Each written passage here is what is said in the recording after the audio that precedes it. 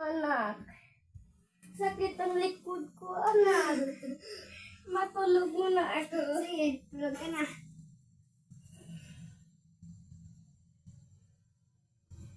Ay, anak, gising. Sarap naman matulog, anak. Ay, ang ganda ko na talaga.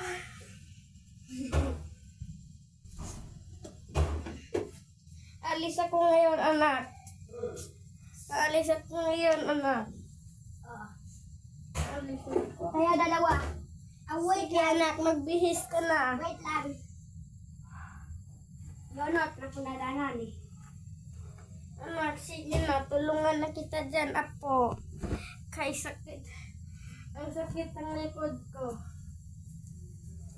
Ayan na po. Ay, hindi ito po. Malaki yan. Tamang-tama yan na po dito. Isunod mo. Ang kapti ng buhok ko talaga. Aw, apo. Magkakwento ka tayo ngayon na po. Pagtapos natin pagkain. Kumain, magkwento tayo.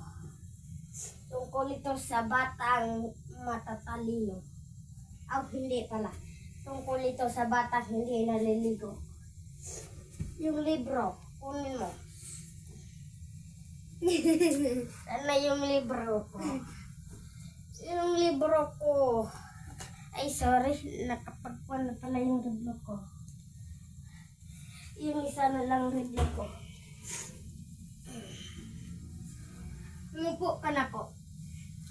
Ay, ngayon magkukwento tayo tungkol sa alamat. Noong unang araw, sa ngayon dito yun, noong unang araw, may nakasalubong isang batang pulubi. Tinulungan ko. Isa pala siyang mayayaman at malakas. Yung kuwan ko na kwento ito. Ang sipon kinis din. Hindi kahuran na daw na man lafi kini din ni lafi no. Once upon a time. Kaya sa'yo.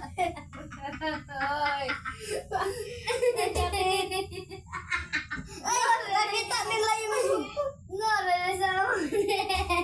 Nakita nila yung buko. Nakita pa rin. Huwag kang tumawa.